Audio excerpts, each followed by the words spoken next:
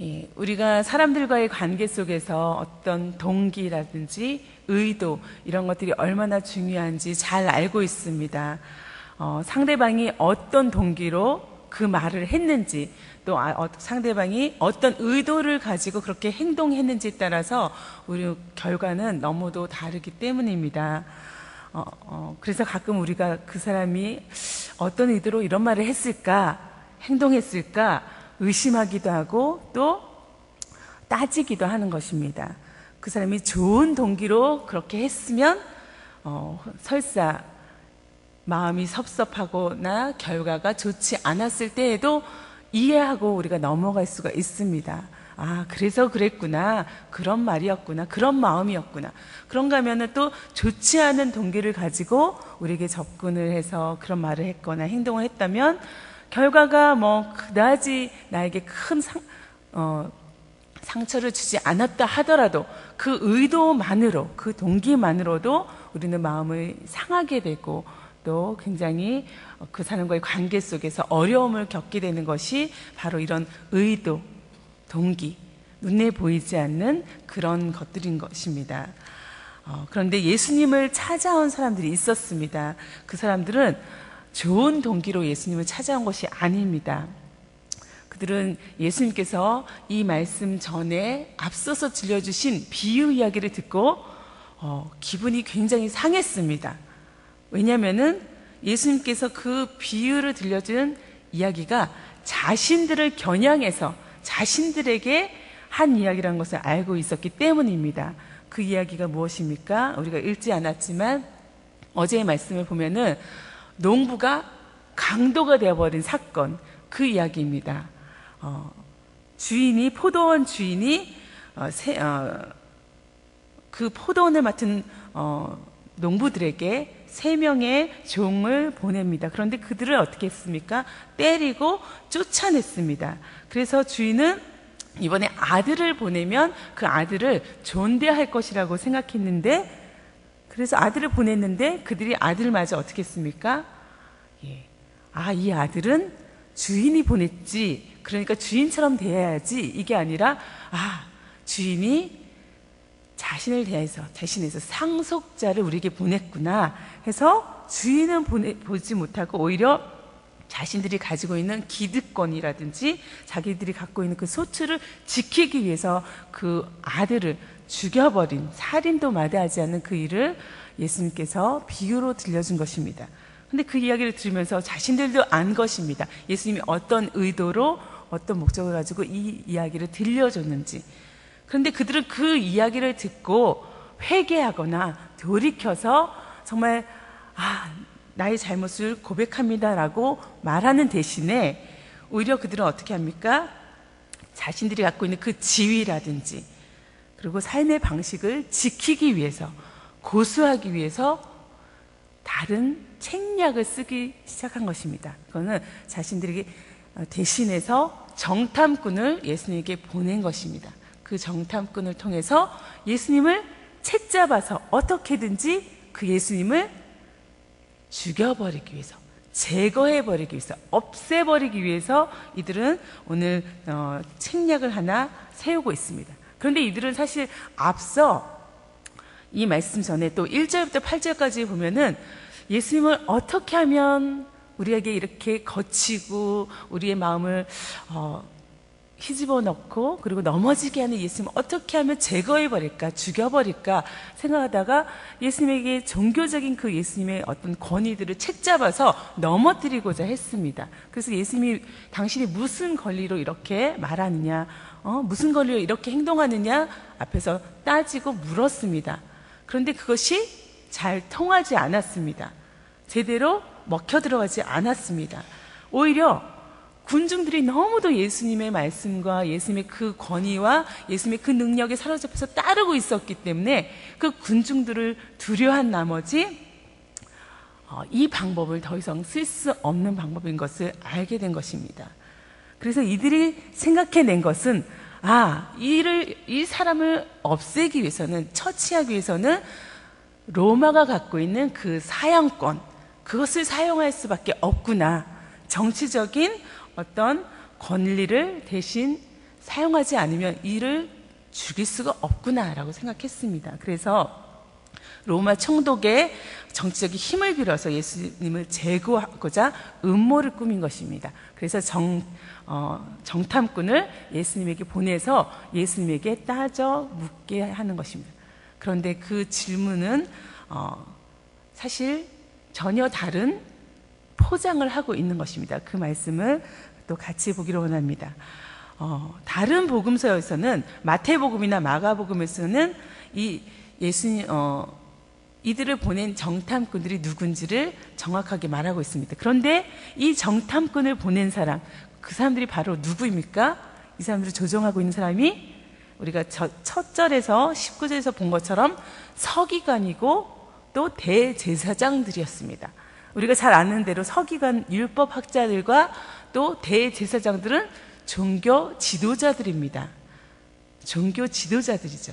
그런데 이들은 그 종교 지도자임에도 불구하고 예수 그리스도를 알아보지 못할 뿐만 아니라 예수님을 자기와 함께 힘겨루기를 하면서 이 예수님에게 모든 힘이 집중되고 군중들이 따르고 그리고 모든 그 종교적인 기반을 흔들고 있는 도전하고 있는 그런 분으로 예수님을 착각하고 본 것입니다.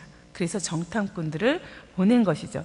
근데 마가복음과 마태복음은 이 정탐꾼들을 바리새인과 헤롯 당원이라고 꼭 집어서 말해주고 있습니다.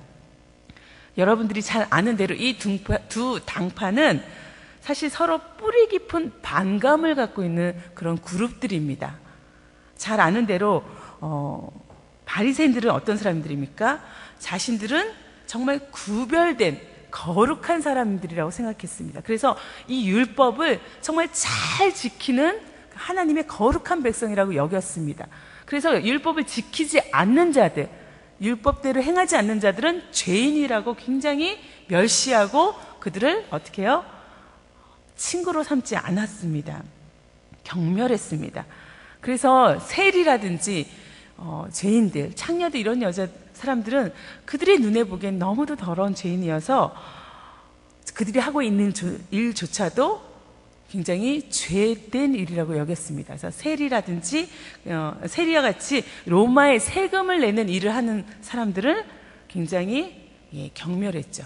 그러니 당연히 로마에 세금 바치는 것도 그들에게는 좋지 않은 일인 것입니다. 그런데 전혀 다른 그룹, 이 헤롯 당들은 누구십니까? 헤롯에게 빌부터 사는 그런 사람들 아닙니까? 완전히 다른 그룹이었습니다.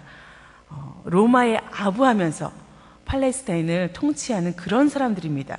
그러니까 친로마적인 어떤 상류층에 속한 사람들이기 때문에 이 사람들은 어떻게든 로마에 잘 보여야 된다는 의미로 세금도 꼬박꼬박 잘 내고 있었던 그런 사람들입니다.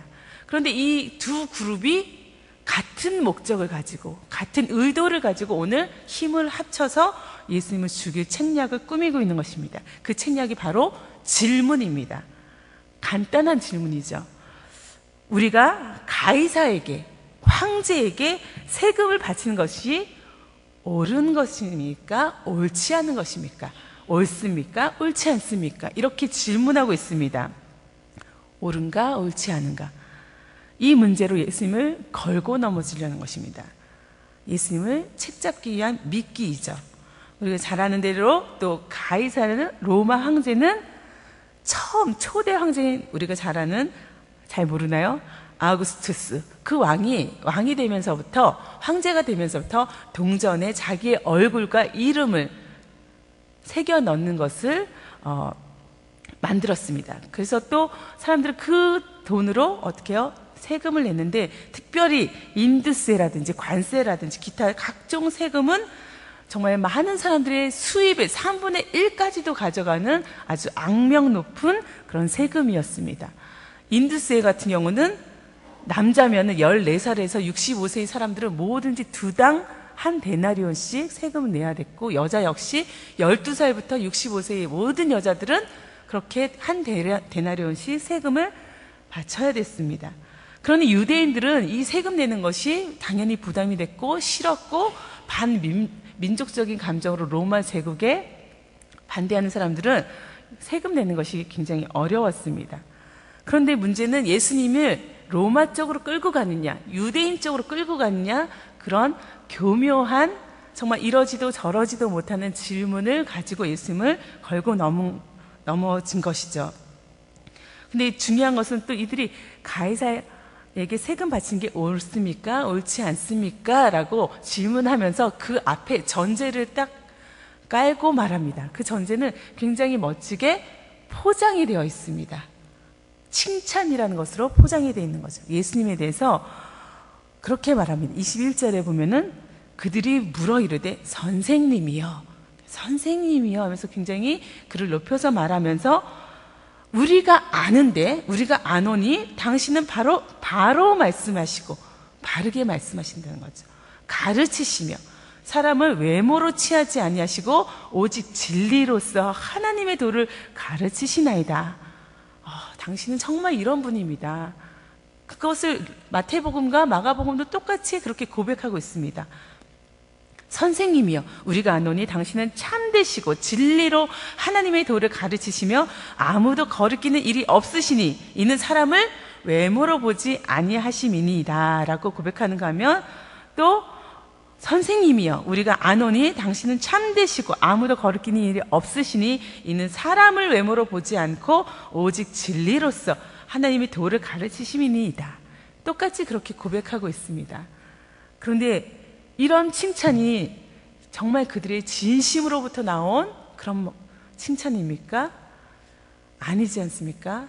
정말 그들은 진실한 칭찬 대신에 위선된 어떤 거짓된 선한 모습을 가지고 예수님을 이렇게 치켜 세워서 또 예수님을 추종하는 사람인 것처럼 그렇게 위장해서 예수님을 안심시킨 다음에 자기들의 의도대로, 숨겨진 의도대로 끌고 가려는 그런 목적을 갖고 한 이야기입니다. 연막입니다. 그것은 정말 예수님을 죽이려는 것이고, 그 죽이기 전에 예수님께 자신들이 잘 보여서 의인처럼 보이고자 하는 목적이고, 예수님을 넘어뜨리고자 하는 목적이었습니다. 그런데 여러분, 우리가 너무도 잘 알듯이 정말 예수님은 어떤 분입니까? 우리의 속마음과 우리의 형편과 모든 것을 다 아시는 전지하신 분이 아닙니까?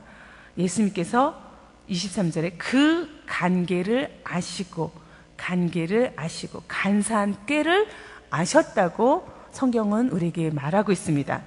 예수님은 그들의 숨겨진 의도를 분명하게 아셨습니다. 깊은 의증조차 다 간파하시는 그런 분입니다.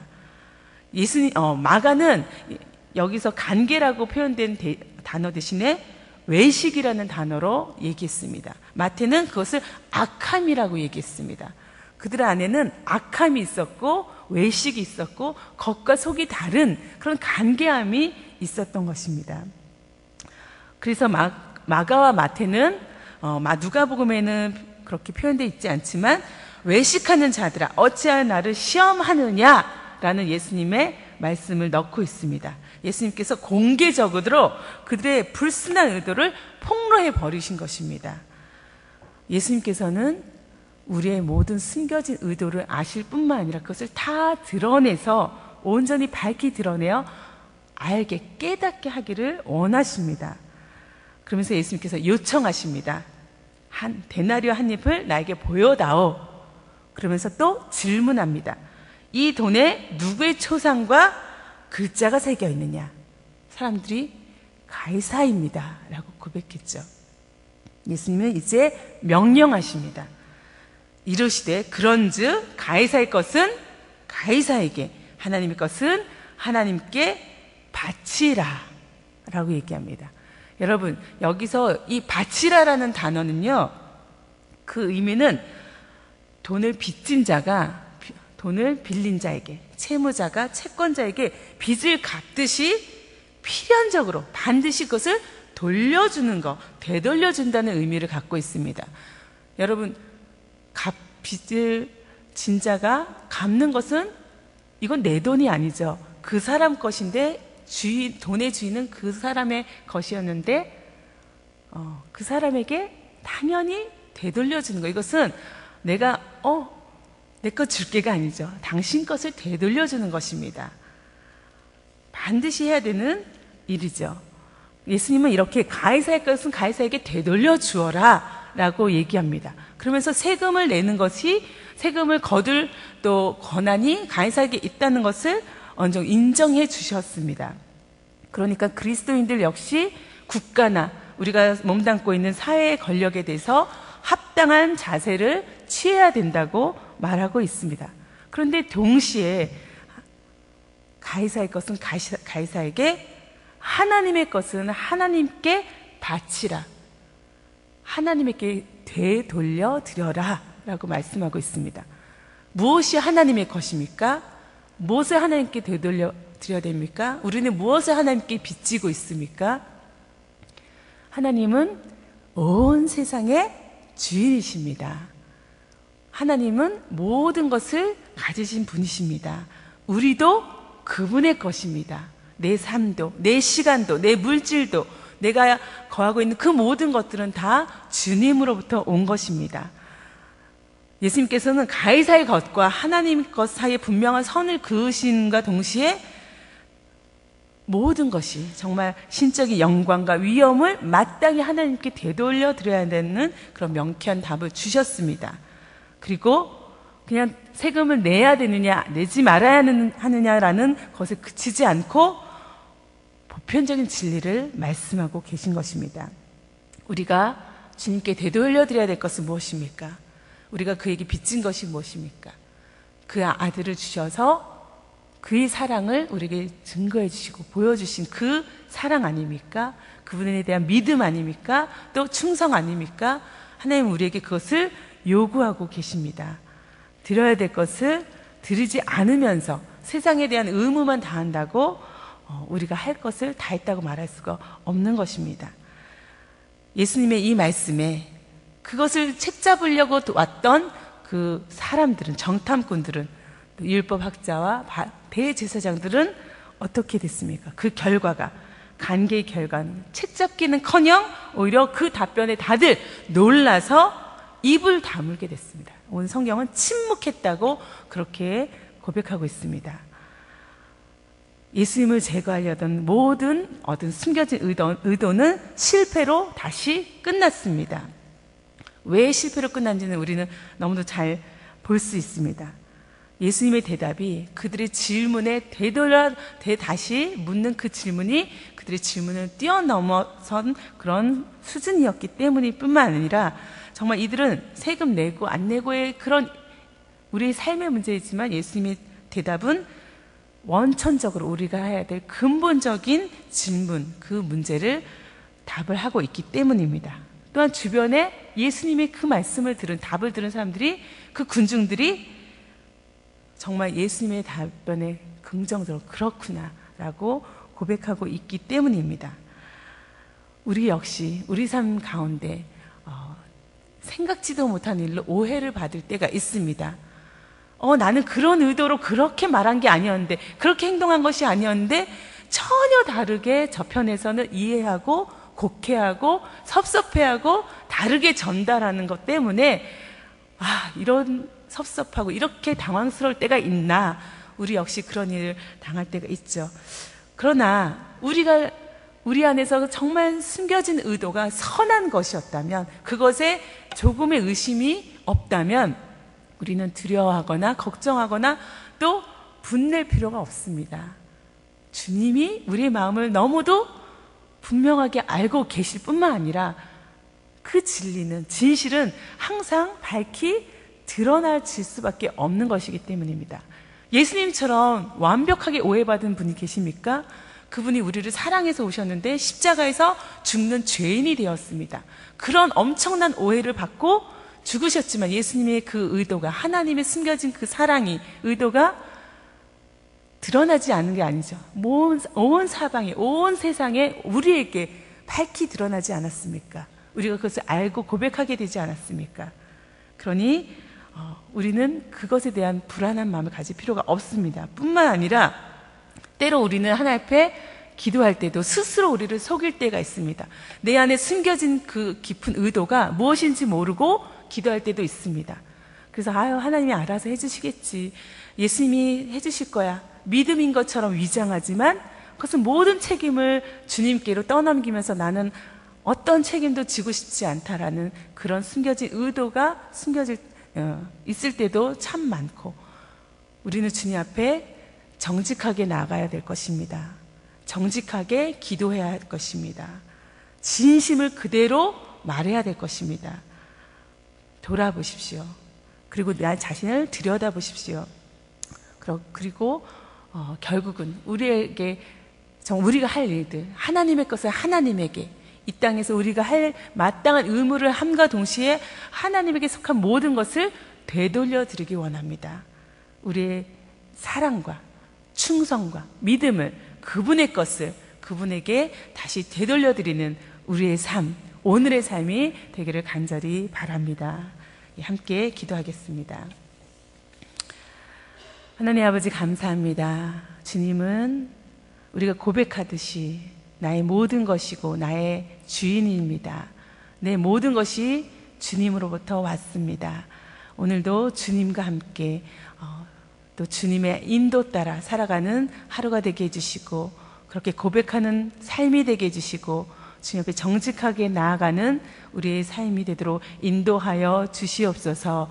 성령님께서 그렇게 우리를 붙들어 주시고 함께 해주시고, 오늘 하루를 또 승리함으로 마칠 수 있도록 동행해 주시기를 간절히 원합니다. 감사하며 예수 그리스도의 이름으로 기도합니다. 아멘.